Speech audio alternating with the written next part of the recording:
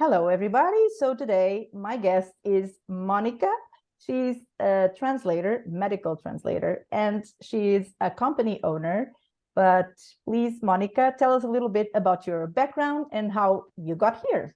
Thank you so much for being here. Hi, thank you for inviting me. It's a pleasure to be here. I actually started my career as a translator, as a literary translator back in 2009. And I started having direct clients mainly, which is something that it's rather peculiar in literary translation. Because actually you work with publishers, You don't work with direct clients. But I had few direct clients over the years, which was really interesting because I was translating poetry, songs, from direct clients. And then I Very started creative. Yeah, it was really creative.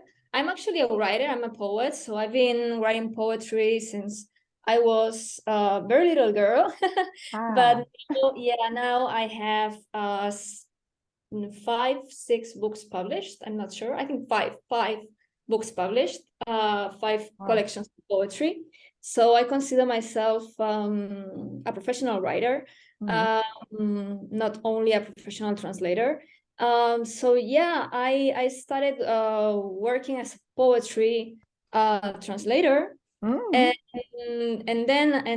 I was also working as a teacher of Spanish as a second language over those years, which was really funny. I really liked it. But there was a point when I needed to make a change, and it is funny how actually life brings you to certain places, because with years I developed a multi-system complex disease, and that was what actually brought me to medicine. I started, I know. So the poet started investigating, right, her own situation. I had to research my own illness to understand what was happening in my body. It's it's a pretty complex thing. I had to do a lot of research. I started participating in patients forums for many years, so I became part of a huge community of patients around the world. And also I started translating psychology and psychiatry for a publisher. So that was really interesting too. It's something I really enjoyed doing. So just from psychiatry and psychology and all the research that I was doing, since I have a multi-system disease, I was researching on different specializations. I was researching on neurology, immunology, infectious diseases. A huge spectrum of things in medicine. So finally, after many years doing that, I came with the decision of studying my master's degree on medical translation. I had been already, as I told you, translating mainly psychology, psychiatry, also patients' materials too, and other stuff in medical translation before starting my master's degree. And also it's funny how that master's degree that I studied, it's the one that I'm working on actually as a teacher. I'm a teacher of the master's degree that I studied on. I teach medical terminology and also psychopathology for translators. And I also teach professional poetry translation. I love it. Which is it's funny that I teach all these things, like medicine, poetry. It's so different, and at the same time, for me, it's it's something that it's so creative. I mean, not only poetry translation, but also medicine. It has its creative side. That's usually not the perspective that someone who doesn't know about it would have. So I love it. I mean, if you're a more creative person, I would say that you bring that into everything that you do. So it kind of makes sense. Yeah, I think that the creative side of medicine is actually to get your words clear through science. Yeah. Like, how can you communicate science with clear words? And I think that's the most creative side and the most important part too, you know, because you really want your words to reach your audience. So yeah, it's an important part, but it's also rather creative. So I think, I mean, it's a bit of a different background from all the other medical translators I know. Maybe, I know, but you know, I'm a real nerd. I mean, I can be a real nerd. So I study a lot of medicine and I study a lot of language. I'm constantly studying. Sorry, my dog is actually around here. Yeah, that's fine. Dogs are totally allowed. And yeah, and as I was telling you, for me, it's kind of I love doing both things. I So love. you really didn't feel like there was a gap or anything like that, or you didn't feel like when the publisher, I guess, first asked you to translate these new materials that were more related to medicine, and because you already had your own experience as a patient and all that. So did you have any difficulties adapting to this new material compared to your background in literary translation and some books that you have translated that are more, you know, deeper subjects and things like that? So did you feel like some sort of a learning curve, let's call it that, when you actually started doing those, translating those materials, or was it like very flowy? It was very flowy, actually. There was not a huge gap just because I was not translating like psychopathology or things like that. I was translating more Jungian psychology, which has a part of very literary, has a literary side with a lot of images and a lot of, it's based on, also it talks a lot about myths and literature. So it's kind of included into, yeah, you're speaking about psychiatry, but you're speaking also at literature myths and how the mind works with those myths. So for me, it was really flowy. It was not that, there was not that huge gap. When I studied also with, as my experience, regarding my experience as a patient, I was helping other patients to actually understand medicine, to understand their own illness from the point of science. So I started translating and making like, kind of Or like a bridge between the scientific texts and then what people actually needed to get as a message about their own illness. Yeah, exactly. I started kind of, like listening to podcasts about specific illnesses and then translating this content for patients. Wow. And it was about maybe things like genomics and things like that. That was really, you know, difficult stuff. Yeah, mysteries for most of us. Yeah. And you know, I just I did it, and I found out that I was pretty good at science. And I had always had always thought that I was not good at it, you know, because I grew up in I don't know, I didn't have the right teachers, I guess, you know, and I just thought that I was not good at science. I had this belief deep rooted in me, and then with the years, I reached to the conclusion that it was just, you know, just to be frank, just bullshit. So it was a lie you were telling to yourself. Yeah, I was telling myself, you're not a woman of science and blah, blah, blah, and you cannot do this and you cannot do that. And now I've been studying medical writing for more than 1 year, which is a different step that I'm doing in my career. And every day I have to, you know, try to overcome a feeling that I'm not maybe enough, you know, because I didn't study medicine. But, you know, I'm always studying. So I feel that if I have the right resources and I'm really putting my energy into it and I'm really working on that, it's fine. It's just, you really just do it and study and put your effort. Yeah, and I guess your clients feel that what you do is absolutely viable to them. So I guess so. or else they wouldn't keep coming back. I've been working with some of my clients for years, in medical translation, and they are happy with my work. So I guess it's fine. Yeah.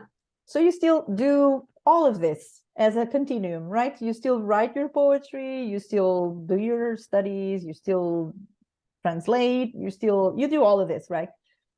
I know it sounds crazy, but yes. I write poetry. Usually I use my holidays to write my books, and have some sort of writer's life during my holiday time. And then I run my own business, my own translation business. Yes, we were gonna get there, but let's go there. Yeah. And I translate and I write and I do a lot of stuff, and I study Greek. So yeah, I'm finishing my studies now at university. Is it modern Greek or ancient Greek? Yeah, modern Greek. Because I have a friend in Barcelona. I'll have him on the podcast soon. Who actually studied, well, he's an expert, but ancient Greek. So every time people say Greek, I get Oh, make it modern Greek because I love speaking with people. Oh, and you want to use it in your real life. Yeah, really. I want to use it. I don't know if I will get to the point where I will use it as a working language, maybe. Wow. Because it's damn difficult. But maybe I will reach to that point in I don't know how many years. Who knows? I don't know, just looking at what you've been doing as I looked at your profile, I'm thinking that it's not going to take that long. And I'm almost sure that you're going to include it as a working language, but that's just me. Yeah, maybe. I don't know, maybe for literary translation and wow. I don't know if for medicine, it's a different field. And I haven't found much material to support translating medicine from Greek to Spanish, for example, or even from Greek to English, medicine. But who knows? I don't really know. I see. So your starting points are just starting points, and then you'll take it, and fly away with whatever happens, and that's fascinating, obviously. Yeah, I think I enjoy it. You were a freelancer, poet, all of this, and then all of a sudden, what happened that made you think that you actually wanted to have your company as such and not just sustain your business and call yourself a freelancer? So just have a real business. And can you tell me the name of your company and all that? Yeah, it's Vitruvian Vitruvian Medical Communications. And actually it came out because I had a few clients who had different needs, and they kind of asked me, can you do this for me? Can you do that for me? And then I realized that I had to offer more services. If I could, I was asking myself, can I help my clients without losing them? So then I started working with another person, with a collaborator, and it worked very well. And then I said, okay, maybe I can, bring another person in and see what happens. So then we were 3 of us. And then there were projects where I had to hire other linguists, and we were up to 7 people working on a project. So it depends on the project, it depends on the client, but mainly now we are offering different services in the area of medical communications, such as medical writing, medical translation, medical copywriting. But we are a team in the sense that having a team has the point of, since each of us has different specializations, we can offer a wider range of services. But we only offer these services in English, Spanish, and Catalan. We are, we try to keep it small, to be very specialized in certain types of things and languages. So we don't want to try to be in the higher scope and, you know, be a huge company. It's not what I want. I love to work in a team, and I love working with my team and working personally with them. So I really want to keep it small. So highly specialized, highly special, and high quality, right? Yeah. And I love, you know, it's like treating the people I work with like humans. Yeah. Not only vendors or resources or these kind of words that we hear so often in the translation industry. Yeah. Yes. I don't like it. I was a vendor manager for 8 years. What can I say? Yeah, it's like people are not resources or vendors. People are people. They are language professionals and they're humans. So I like to treat my team as humans, and I like to have this kind of relationship with my team. Yeah. So how was it? What happened? So you woke up and you said, the clients need me to be more versatile, because then all of a sudden you had to become like a proper businesswoman, right? How was it? There was again no curve, or was it this time you had to think a little bit harder for all the admin and all the thinking with other type of thinking that comes with having your own business? What happened there? Yeah, it's like I started out that way, and then I was like, okay, so I guess that now I'm a business if I have other collaborators. And then I started changing my vision about my business, and then having a plan and preparing like something that I did a shift. I shifted from Vitruvian Life Sciences Translations into Vitruvian Medical Communications. Because So it's broader. yeah, which is broader. So I needed a lot of planification for that. Like it was really needed, and had to build my website and think about my marketing and have a plan. Just have a plan, and I work on that a lot. It was pretty intense, and it's very intense when a lot of projects come in and you have to do all the things. You have to be the project manager, but you're still a linguist, and you have to deal with a lot of things, and it's a little bit crazy, but I enjoy it. I like it. It's something that, you know, having my own business gives me the freedom to have my own rules too. And you still have to follow the client's rules, but it's different. It's like a sort of game in which you have to reach an agreement with your client. Yeah. And you can negotiate. It's different when you are in another position. For example, you're an in-house translator in a company or something like that. Maybe there are no negotiables, but when you run your own business, you have to have these negotiation skills, which are very, very important. Very important.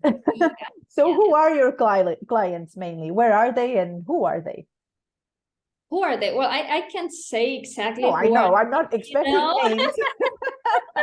I can give many names, No, but I mean small companies, they are generic. CROs, which are contract research organizations. Also medical startups, consultancies, and some agencies too.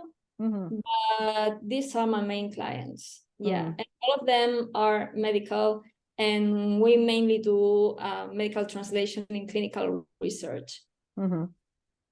So how do you envision the future of your business? Do you think that the same model that you created, was it 2 years ago, 3 years ago, maybe longer? Yeah, I started out 3 years ago, more or less. But now the shift into Vitruvian Medcoms is very recent. I actually finished my website a few months ago. So it's kind of, I made the shift during last year, beginning of this year. And so how I envision my business. You already had into consideration all the new The new things that are happening in the world. Well, as ChatGPT and all of that stuff is already, in your mind, there's already a formed opinion and way of handling that in the future of your business, I suppose. Yeah, the point is that now I'm finishing my postgraduate degree in medical writing.